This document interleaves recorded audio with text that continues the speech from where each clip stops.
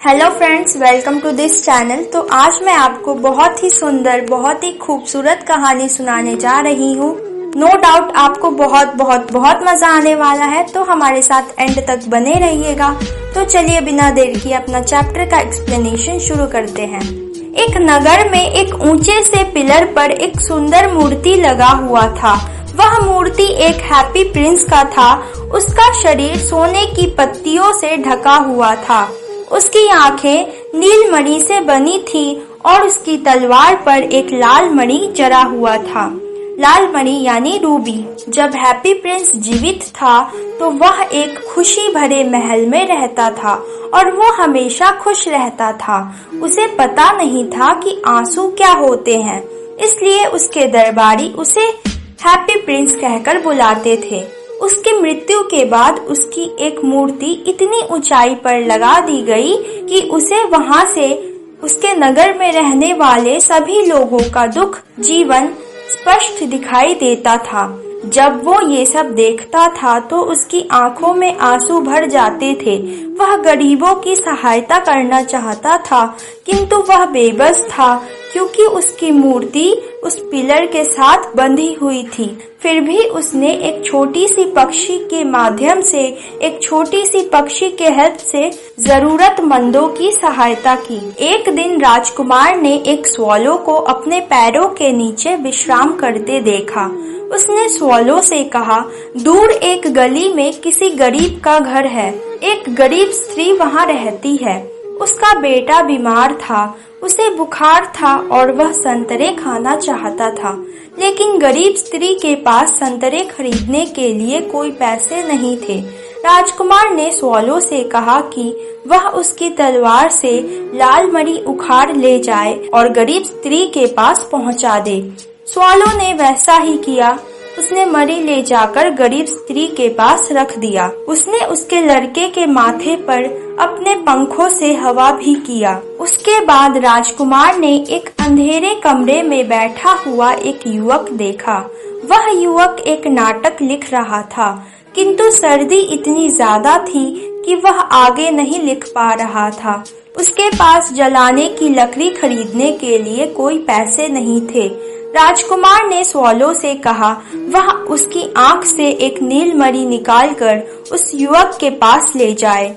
Swallow रोने लगा क्योंकि वह ऐसा नहीं करना चाहता था। उसके ऐसा करने से राजकुमार एक आंख से अंधा हो जाएगा, किंतु राजकुमार ने स्वॉलो को आदेश दिया कि वह ऐसा ही करे और नीलमणि निकालकर उस युवक के पास ले जाए ताकि वह जलाने की लकड़ी खरीद सके और फिर से अपना नाटक लिखकर पूरा कर सके। स्वॉलो ने वैसा ही किया। दूसरे दिन राजकुमार ने स्वॉलो को बताया कि माचिस बेचने वाली लड़की की माचिस की डिब्बियां एक नाले में गिर गई थी। वह रो रही थी क्योंकि वह डरती थी कि यदि वह कुछ पैसे घर नहीं ले जाएगी तो उसका पिता उसे पीटेगा।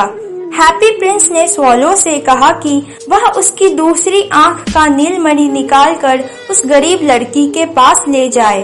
स्वॉलो ऐसा नहीं करना चाहता था क्योंकि उसके ऐसा करने से राजकुमार पूरा अंधा हो जाएगा, किंतु राजकुमार ने स्वॉलो को आदेश दिया कि वह उसके कहे अनुसार नीलमणि गरीब लड़की के पास ले जाए। स्वॉलो ने वैसा ही किया। राजकुमार अब पूरी तरह से अंधा हो गया था, इसलिए स्वॉलो ने हमेशा उसके साथ रहने का निश्चय कर लिया। राजकुमार ने स्वॉलो से कहा कि वह उड़कर पूरे नगर में जाए और सभी जगह के दृश्य के बारे में उसे बताए। स्वॉलो ने राजकुमार को सूचित किया कि गरीब लोग बहुत ही दुखी जीवन जी रहे हैं। राजकुमार ने स्वॉलो से कहा कि उसके बदन की सोने की पत्तियां वह एक एक करके गरीबों के लिए ले जाए। स्वॉलो ने वैसा ही किया। गरीब बच्चों को अब खाने के लिए भोजन मिलने लगे। वे हंसने लगे और गलियों में खेलने लगे। उनके चेहरे गुलाब की तरह खिल गए, लेकिन सारा सोना उतरने के बाद राजकुमार की मूर्ति अब बदसूरत लगने लगा। उसी विंटर सीजन में स्वॉलो की मृत्यु हो गई। उसका मरा हुआ शरीर राजकुमार के पैरों में जा गिरा। यह देखकर राजकुमार का दिल, जो कि एक शीशे से बना हुआ था, टूट गया। अगली सुबह जब उस नगर का मेयर उधर से गुजर रहा था तो उसने उस भद्दे से मूर्ति को देखा। उसने तुरंत उसे गिराने का आदेश दे दिया।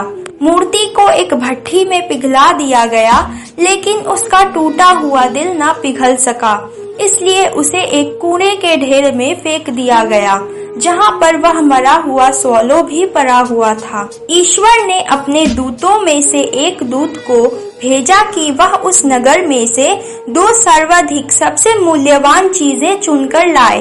दूत ने उस शीशे के दिल को और उस मरे हुए स्वॉलो को चुना। ईश्वर दूत से बहुत ज्यादा ही प्रसन्न हुए। उन्होंने कहा कि दूत का चुनाव बिल्कुल सही था। ईश्वर ने उन दोनों को अपने स्वर्ग में स्थान दे दिया। ईश्वर ने कहा कि छोटा पक्षी उनके बागों में गाया करेगा और हैप्पी प्रिंस उनके सुनहरे स्वर्ग की प्रशंसा किया करेगा।